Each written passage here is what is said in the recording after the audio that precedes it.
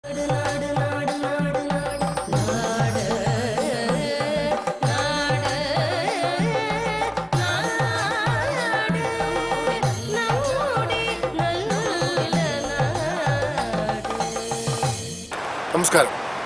നമ്മുടെ നല്ല നാടിൻ്റെ ഏറ്റവും പുതിയ എപ്പിസോഡിലേക്ക് എല്ലാ മാന്യപ്രേക്ഷകർക്കും സ്വാഗതം. പ്രിയമുള്ളവരെ, ഇങ്ങനെ കഴിഞ്ഞ ആഴ്ചയിൽ കുളിരാർന്ന ഒരു എപ്പിസോഡ്, അല്ലെങ്കിൽ തണുത്ത് വിറച്ച ഒരു എപ്പിസോഡായിരുന്നു. അത് തീരാറായപ്പോഴേക്കും വിറച്ചിട്ട് സംസാരിക്കാൻ പറ്റാത്ത അവസ്ഥയിലായിരുന്നു. അത് നമ്മൾ ഭോജ്വാസ എന്ന സ്ഥലത്തിലായിരുന്നു. ഗംഗോത്രിയിൽ നിന്നും ഗോമുഖ് എന്ന ഗംഗാ ഉത്ഭവത്തിൻ്റെ അടുത്തേക്ക് പോകുന്നതിനിടയിൽ ഇടത്താവളമായിരുന്നു ഭോജ്വാസ. ഭോജ്വാസയിൽ ഞങ്ങൾ അന്നത്തെ രാത്രി കഴിച്ചുകൂട്ടി എന്നുള്ളതല്ലാതെ ഇവിടെ നിന്ന് തണുത്ത് വിറച്ചിട്ട് അത്രയ്ക്ക് നല്ല തണുപ്പുള്ള സ്ഥലം, പിന്നെ ചുറ്റുവട്ടം അന്തരീക്ഷമൊക്കെ കാണുമ്പോൾ വളരെ നമുക്കൊരു വ്യത്യസ്തമായ അനുഭവമാണ്. തണുപ്പ് മാത്രം സഹിക്കാൻ തീരെ പറ്റില്ലാത്തൊരു കാര്യമാണ് ഇവിടെ. ഈ എപ്പിസോഡിൽ ഞങ്ങൾ നിങ്ങൾക്കായി സമർപ്പിക്കുന്നു ഭാരതം മുഴുവൻ പുണ്യം പകർന്നൊഴുകുന്ന ഗംഗയുടെ ഉത്ഭവസ്ഥാനം ഗോമുഖ്. ഭാരതഭൂമിയുടെ നേർരേഖയായ ഗംഗയുടെ ഉത്ഭവസ്ഥലി തേടിയുള്ള നമ്മുടെ നല്ല നാടിൻ്റെ യാത്ര ലക്ഷ്യത്തോട് ഏറെ അടുത്തു കഴിഞ്ഞിരിക്കുന്നു. ഭോജ്വാസിയിൽ രാത്രി ഞങ്ങൾ തങ്ങിയ കൂടാരമാണിത്. നന്നേ ക്ഷീണമുണ്ടായിരുന്നതിനാൽ ഉറങ്ങിപ്പോയത് അറിഞ്ഞില്ല. 10 പേർക്ക് വീതം കിടന്നുറങ്ങാവുന്നതാണ്. പട്ടാള ക്യാമ്പുകളെ അനുസ്മരിപ്പിക്കുന്ന ഈ കൂടാരങ്ങൾ ഓരോന്നും വെള്ളി വെളിച്ചം മാമലകളെ കൂടുതൽ സുന്ദരികളാക്കിയിരിക്കുന്നു. മഞ്ഞുമലകൾ ഇപ്പോൾ തൊട്ടടുത്തെന്ന വണ്ണം കാണാം.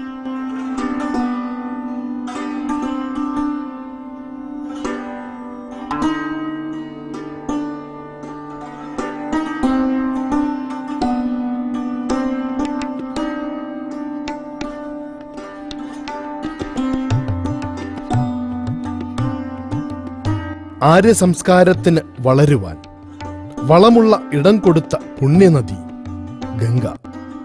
ആ ഗംഗയുടെ യഥാർത്ഥ ഉറവിടമാണ് ഗോമുഖ്. ഇതുവരെ കണ്ടതൊന്നും ഒന്നുമല്ല.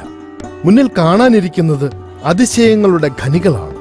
ഭാരത സംസ്കാരത്തിന്റെ നെടും തൂണായി പടർന്നു പന്തലിച്ചു നിൽക്കുന്ന ഗംഗയുടെ ശൈശവാവസ്ഥയിലേക്കുള്ള നമ്മുടെ നല്ല നാടിന്റെ പ്രയാണം തുടരുന്നു.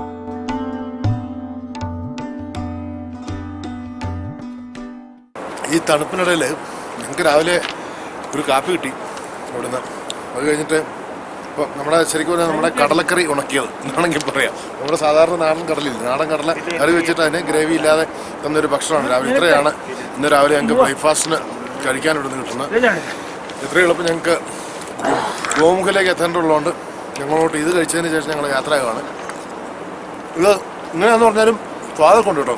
ഈ തണുപ്പത്ത് ഇങ്ങനെ ചൂടുള്ള എന്ത് സംഭവം കിട്ടിയാലും നമുക്ക് സുഖമല്ല. കാരണം ഇന്നലെ രാത്രിയിൽ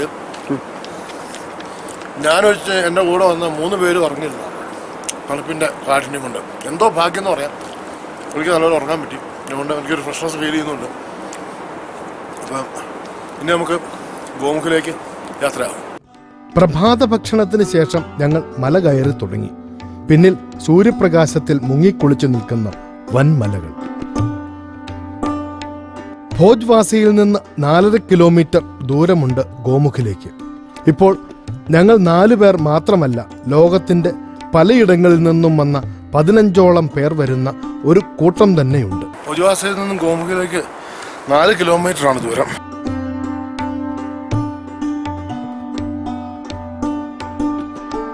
കല്ലുകൾ പാകിത്തീർത്ത ഒറ്റയടി പാതയിലൂടെ വേണം സഞ്ചരിക്കുവാൻ.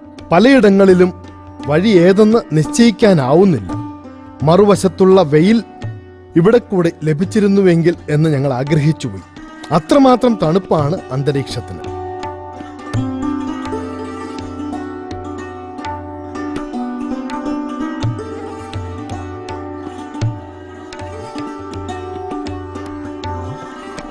ചിലയിടങ്ങളിൽ കൽമതിലുകൾ കെട്ടി വഴി തീർത്തിട്ടുണ്ട്. ഏതു നിമിഷവും മലവെള്ളപ്പാച്ചിലിൽ ഒഴുകിപ്പോകാവുന്ന കൽക്കെട്ടുകളാണിവ. ജലം ജീവൻ തരിക മാത്രമല്ല, ചിലപ്പോൾ ജീവൻ എടുക്കുക കൂടി ചെയ്യുന്നു.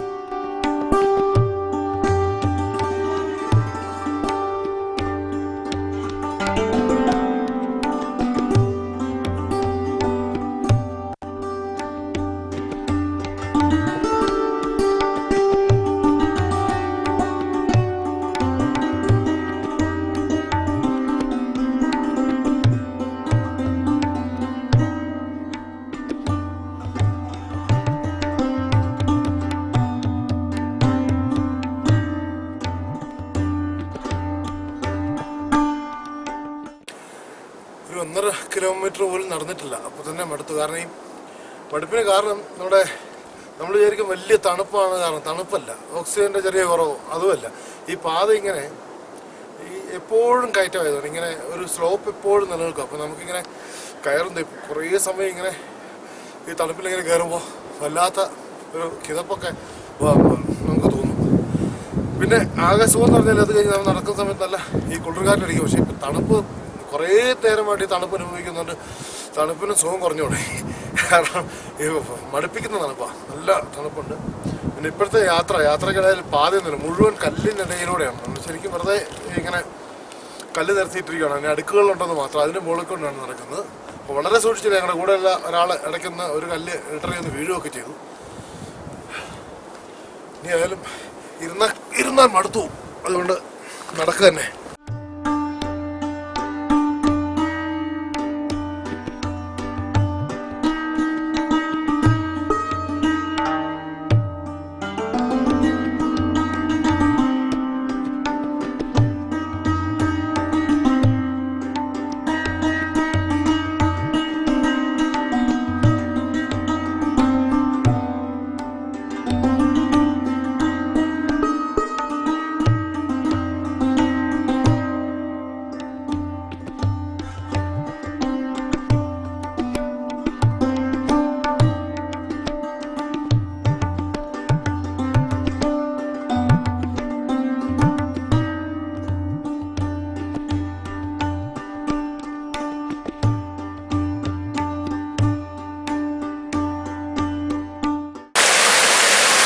ഇങ്ങനെയുള്ള അപകടം പിടിച്ച വഴികളൊക്കെ ഉണ്ട്. എപ്പോൾ ഉരുണ്ടു പോകുന്ന കല്ലുകളൊക്കെയാണ് അതിൻ്റെ സൈഡിൽ ഇരിക്കുന്നത്.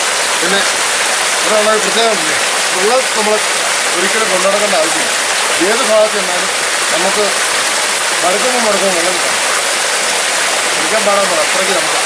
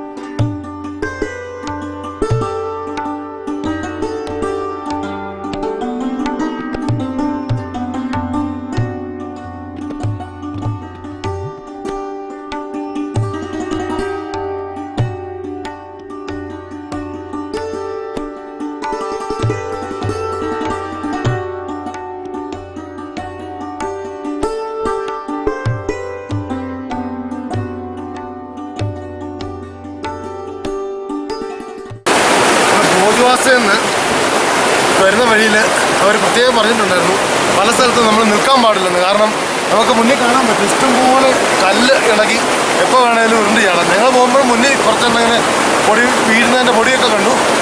ഞങ്ങൾക്കൊന്നും അനുഭവം അതുകൊണ്ട് നിൽക്കുന്നില്ല, പെട്ടെന്ന് മുന്നോട്ട് പോകണം.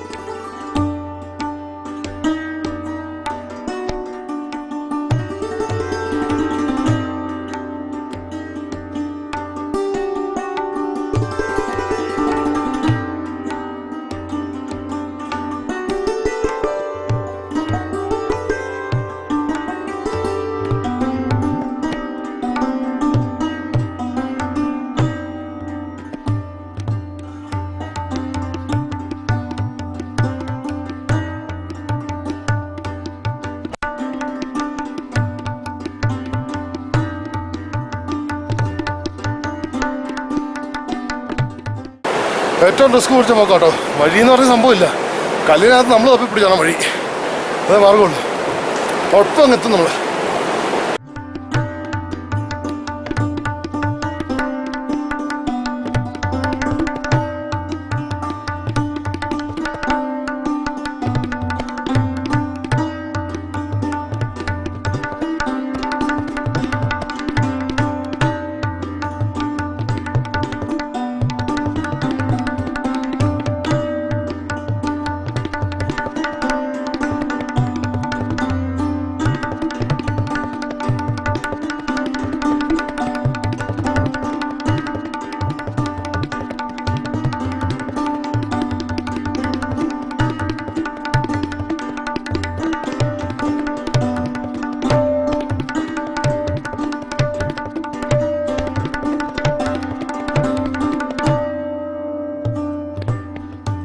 ചൈനീസ് മൈനയുടെ പ്രത്യേകത, ചൈനീസ് മൈന 6 മാസം ചൈനയിലും 6 മാസം ഇന്ത്യയിലും ആണെന്നുള്ളതാണ്.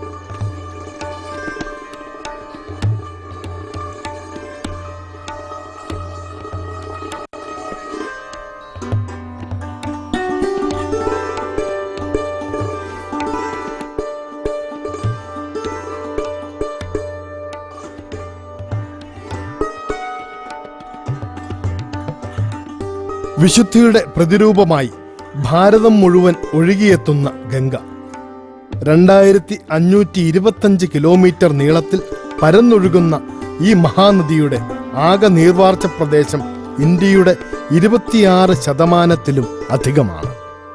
പുരാതന നഗരമായ പ്രയാഗിൽ വെച്ച് ഗംഗയോട് ചേരുന്ന യമുന ഉൾപ്പെടെ എണ്ണമറ്റ പോഷക നദികളും ഗംഗയ്ക്കുണ്ട്. ബംഗാൾ ഉൾക്കടലിൽ പതിക്കും വരെ ഗംഗയെ എവിടെയും പവിത്രമായിട്ടാണ് ആരാധിച്ചു വരുന്നത്. മനുഷ്യരുടെ കൈകൾ മൂലം ഏറെ മലീമസമായിട്ടും ഭാരതീയന്റെ ആത്മാവിൽ ഗംഗാജലത്തിന്റെ വിശുദ്ധിക്ക് മാത്രം ഒട്ടും കുറവുണ്ടാകുന്നില്ല.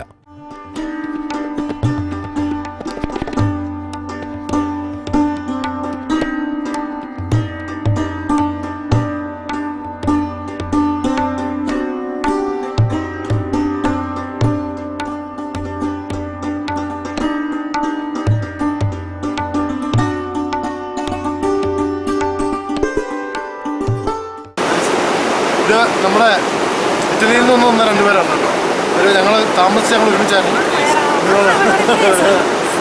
And what about India? What about India? What about India? Crazy country. Beautiful crazy country. Where you visited? Which places? We went to Rajasthan. Okay. And then Khajuraho, Varanasi, and then Himalayas. You come to our state because it's very beautiful. But I don't know. You must like it because that was greenery is there. Kerala.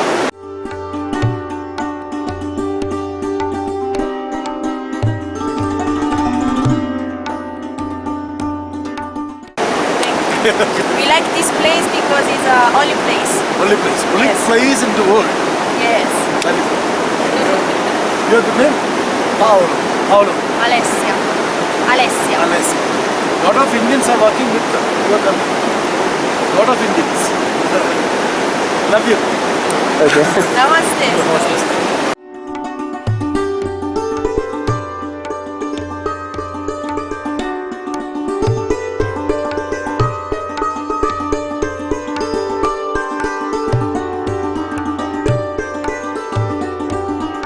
നമ്മൾ കാത്തിരുന്ന അല്ലെങ്കിൽ ഇത്രയും ദിവസം ഈ 4-5 ദിവസത്തെ യാത്ര ഈ ഒരു കാഴ്ചയ്ക്ക് വേണ്ടിയിട്ടായിരുന്നു. ഈ ഒരു എന്താ പറയുന്നത്, അപൂർവത്തിൽ അപൂർവമായ ഒരു കാഴ്ച.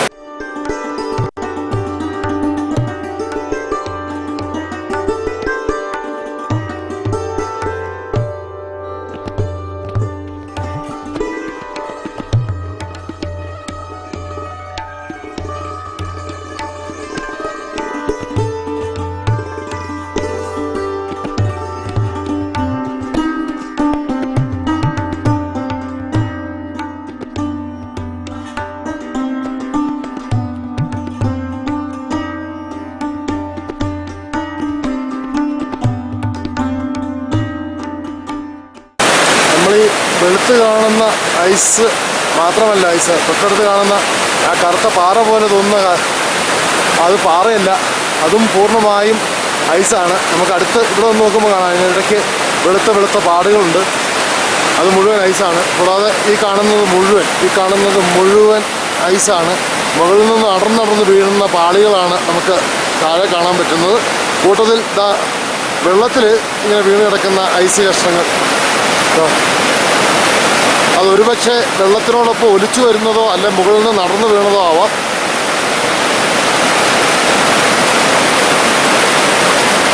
ഈ കാണുന്ന എല്ലാം ഐസാണ്, ഐസ് കട്ടകളാണ്. മുകളിൽ നിന്ന് അടർന്ന് വീണ് വെള്ളം വന്നിട്ട് ഇത്ര വെള്ളത്തിൻ്റെ തണുപ്പ് ഓർത്താൽ മതി.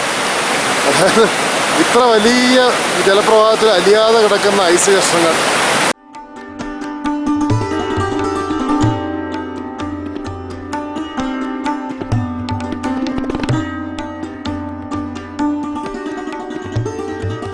മലമടക്കുകളിലൂടെ കിലോമീറ്ററുകൾ പടർന്നു കിടക്കുന്ന ഗംഗോത്രിയുടെ തുടക്കമാണിവിടെ. അതിൻ്റെ മുഖമാണിത്. ഗ്ലേഷ്യർ, ഗംഗോത്രി ഗ്ലേഷ്യറിൻ്റെ മുഖമാണിവിടെ. ഇവിടെ നിന്നാണ് ആരംഭിക്കുന്നത്.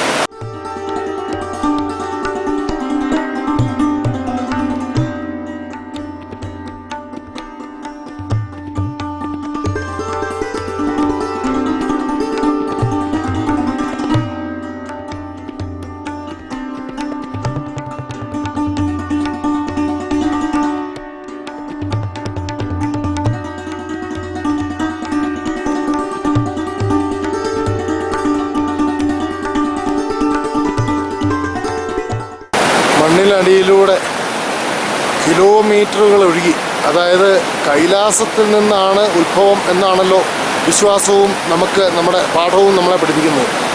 കൈലാസത്തിൽ നിന്ന് കിലോമീറ്ററുകൾ ഒഴുകി മണ്ണിനടിയിലൂടെ ഒഴുകി ഇതിൻ്റെ മുഖം വ്യക്തമാകുന്നത്, അല്ലെങ്കിൽ ഗംഗ ഒഴുകുന്നത് കാണാൻ സാധിക്കുന്നത് ആദ്യമായി ഇവിടെയാണ്. അങ്ങനെയാണ് ഇവിടെ ഗോമുഖ് എന്ന പേര് വന്നത്. ഒരുപക്ഷെ നമുക്ക് ഇവിടെ നിന്ന് കാണുമ്പോൾ തോന്നാമായിരിക്കും ഈ ഭഗവാൻ ശിവന്റെ തിരുജടയിൽ നിന്ന് ഉത്ഭവിക്കപ്പെടുന്നു എന്ന് പറയപ്പെടുന്നത് പോലെ പർവ്വതങ്ങളെ നമ്മൾ തിരുജടയായി സങ്കല്പിച്ചാൽ ആ സങ്കല്പങ്ങൾ അന്വർത്ഥമാക്കുന്ന രീതിയിലാണ് നമുക്ക് കാണാൻ സാധിക്കുന്നത്.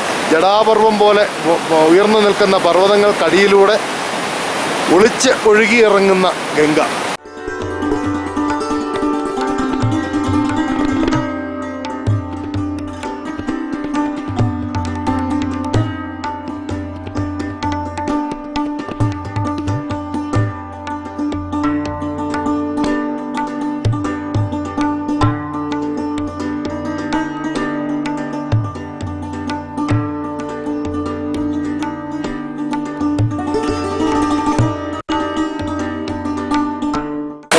അതിശയിപ്പിക്കുന്ന ഒഴുക്കാണ്.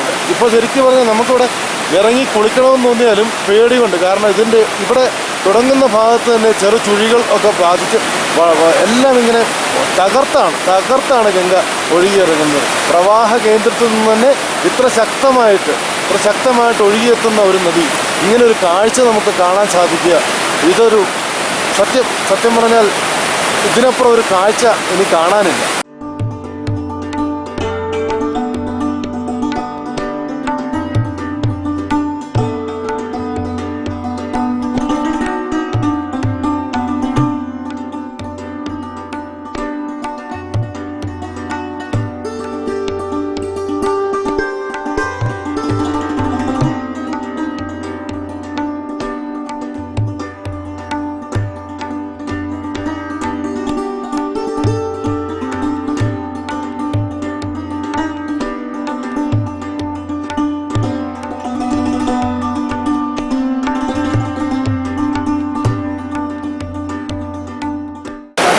മറ്റൊന്നും കലരാതെ പർവ്വതങ്ങൾക്കടിയിലൂടെ ഒലിച്ചിറങ്ങുന്ന ഈ പുണ്യനദിയിലെ വെള്ളം ഭാരതീയർക്ക് അവരുടെ ഓരോ കർമ്മങ്ങൾക്കും സാക്ഷിയാവാറുണ്ട്. ഓരോ കർമ്മങ്ങൾക്കും ഗംഗാജലത്തിൻ്റെ ശുദ്ധി എന്ന് മനസ്സിൽ കരുതാറുണ്ട്.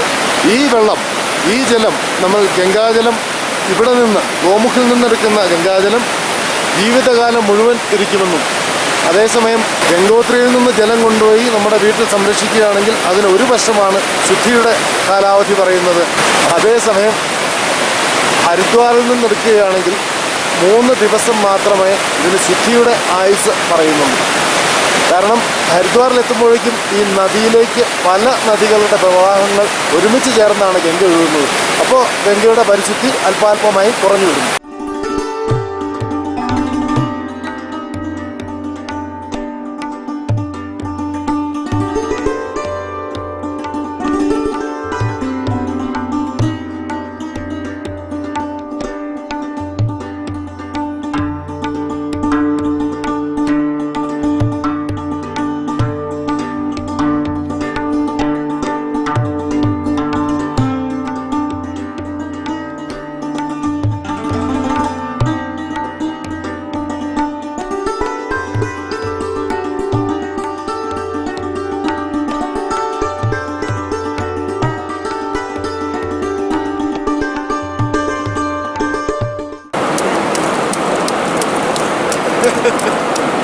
ഈ കിടക്കുന്നത് നമുക്ക് വിശ്വസിക്കാൻ പറ്റും. ഇത്രയൊരു എന്താ പറയുക, ഇങ്ങനെ വലിയൊരു കാഴ്ച ഇങ്ങനെ അനുഭവം ജീവിതത്തിൽ അനുഭവിച്ചിട്ടേ ഇല്ലെന്ന് ഉറപ്പിച്ച് പറയും. മാത്രമല്ല ഇതുണ്ട്, ഈ കിടക്കുന്ന ഇത്ര ഭീമാകാരൻ ആനയുടെ വലുപ്പമുള്ള ഒരു ഐസ് കഷ്ണമാണ് ഞാൻ ഇട്ടുകൊണ്ടിരിക്കുന്നത്.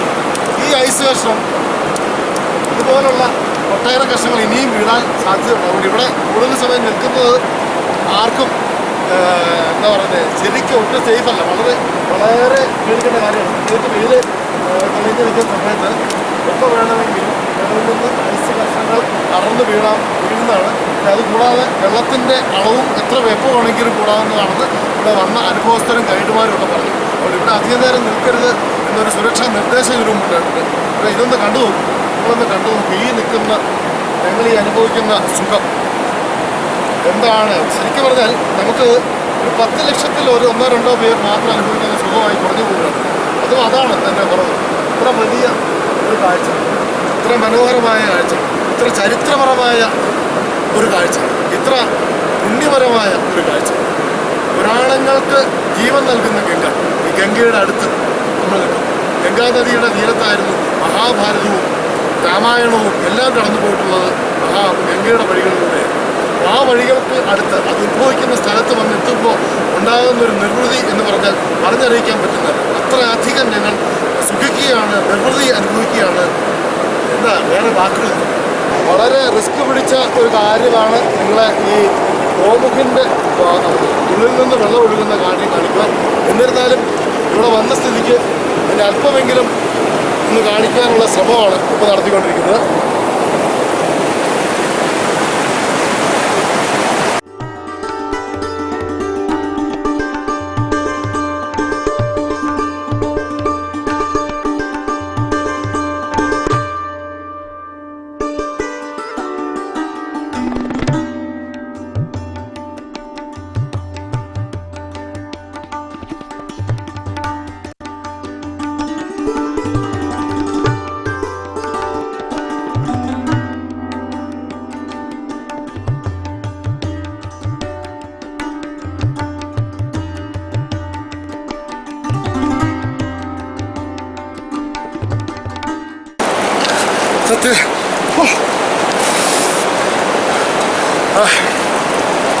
ഐസ് എന്ന് പറഞ്ഞ ഐസ് ശരിക്കും അറിയാലോ. നമ്മളിപ്പോൾ എടുത്ത് കൈ പിടിച്ചാൽ ഈ ഐസ് കഷ്ണങ്ങളൊക്കെ വലിയ കിടക്കുന്ന വെള്ളത്തിൽ. പക്ഷേ ഗംഗയിൽ കുളിക്കണമെന്നൊരു വാശി, ഗംഗ ഉത്ഭവിക്കുന്ന സ്ഥലത്ത് കുളിക്കണമെന്ന് പറഞ്ഞവർക്ക് ഒരു വാശി അത് മാത്രമല്ലായിരുന്നു മനസ്സിൽ.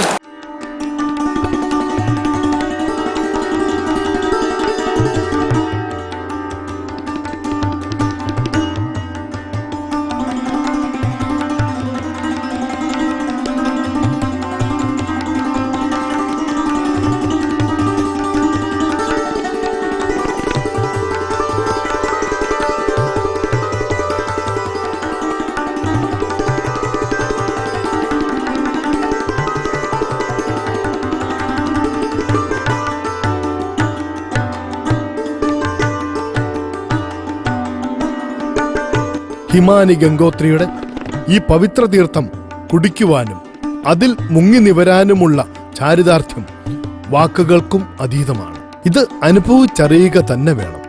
ഹിമഗോപുരങ്ങളെ ശിവജടയായി കണ്ട് ആത്മശുദ്ധിയുടെ, ജീവശുദ്ധിയുടെ, പാപശുദ്ധിയുടെയുമെല്ലാം ഉദാത്ത രൂപമായ ഗംഗാജലപ്രവാഹം ശിവജടയ്ക്കടിയിലൂടെ ഒഴുകുന്നു എന്ന വേദവാക്യങ്ങളെ അന്വർത്ഥമാക്കുന്ന കാഴ്ച. തലേന്ന് മുകളിൽ നിന്ന് അടർന്നു വീണ ആനയേക്കാൾ വലിപ്പമുള്ള ഹിമപാളികൾ, ഉദ്ഭവസ്ഥാനത്തുകൂടി ഒഴുകിയിറങ്ങുന്ന ഐസ് കഷണങ്ങൾ, ചുറ്റും കിലോമീറ്ററോളം നീളുന്ന ഐസ് മലകൾ പൊടിപിടിച്ച് നിറം മങ്ങിയതിനാൽ അടുത്തു ചെന്ന് നോക്കുമ്പോൾ മാത്രമേ ഇത് ഹിമഗോപുരങ്ങളാണെന്ന് തോന്നുകയുള്ളൂ.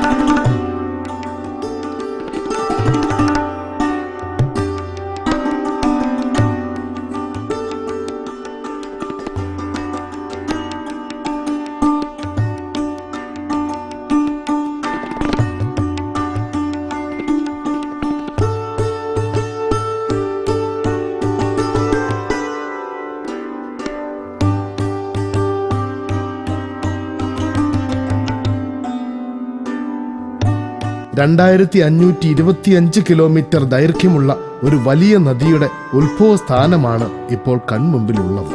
കോടാനുകോടി ജനങ്ങൾ ഭക്തിയോടെ ആരാധിക്കുന്ന വലിയൊരു ആത്മീയ ബിംബം ഇങ്ങനെയാണ് ഒഴുകിത്തുടങ്ങുന്നത്. ശ്വാസം മുട്ടുന്നുണ്ട്.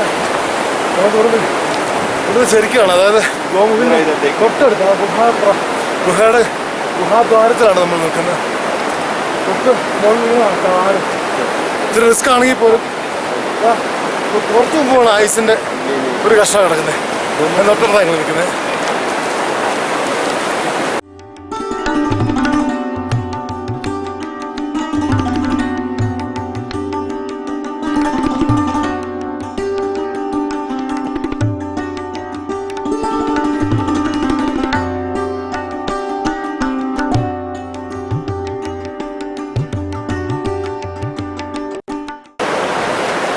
ഇവിടെ നിൽക്കരുതെന്ന് പറഞ്ഞ ഉടനെ സുരക്ഷയ്ക്കായി എല്ലാവരും പറയുന്നുണ്ട്. അതിനിടയ്ക്ക് എടുക്കുന്ന ഷോട്ടാണ്.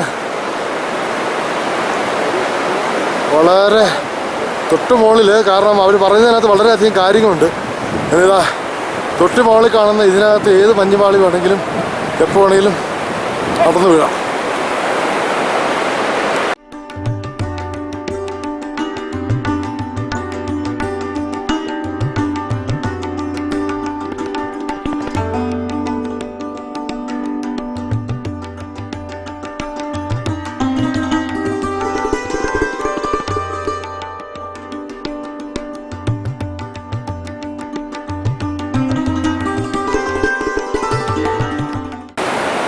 കണ്ടല്ലോ, ഇതാണ് നമ്മൾ കണ്ട അതിന് ഇതിൽ അടുത്തൊരു കാഴ്ച നിങ്ങൾക്ക് സമ്മാനിക്കാൻ ഞങ്ങൾക്കാവില്ല. കാരണം അത്രയും അടുത്ത്, അതിന് നേരെ ഗോമുഖം എന്ന് പറഞ്ഞ ആ ദ്വാരത്തിന് നേരെ താഴെ പോയിട്ടാണ് ഞങ്ങളിപ്പോൾ ആ ഷോട്ട് എടുത്തത്. എപ്പോൾ വേണമെങ്കിലും അപകടം. ഞങ്ങൾ നിൽക്കുന്ന സമയത്ത് തൊട്ടപ്പുറത്തുനിന്ന് 2 ഐസ് കപ്പാളികൾ ഓടിക്കൊണ്ട് ഇവിടെ വന്നിരുന്ന ആൾക്കാരെ മുഴുവൻ അവർ തിരിച്ച് പറഞ്ഞു വിട്ടു. അപ്പം എന്തായാലും ഒരു കാര്യം, നമ്മൾ എല്ലാവരും ഉണ്ട്, ഒരു പുഴ പോലും ഇത്ര അധികം വ്യാപ്തിയിൽ ഒരുമിച്ച് ഉത്ഭവസ്ഥാനത്ത് തന്നെ ഇത്രയധികം വ്യാപ്തിയിൽ ഒഴുകുന്ന ഒരു നദി, അത് ഇത്ര മഞ്ഞിനിടയിലൂടെ ഒളിച്ചിറങ്ങി ഇങ്ങനെ വരുന്നു. കയറിപ്പോകുന്ന ഇത് വളരെ റിസ്ക്കാണ്. എന്നാൽ പോലും ഈ കാഴ്ചകൾ നിങ്ങൾ എത്തിക്കാൻ സാധിച്ചതിൽ വളരെ എന്നാൽ അതീവ സന്തുഷ്ടനാണ്. നമ്മുടെ നല്ല നാടിൻ്റെ ഈ എപ്പിസോഡ്, നമ്മുടെ നല്ല നാടിൻ്റെ ഏറ്റവും മികച്ച എപ്പിസോഡ് എന്ന് വേണമെങ്കിൽ പറയാം, ഇവിടെ അവസാനിപ്പിക്കുകയാണ്. ജയ് ഗംഗാമാത.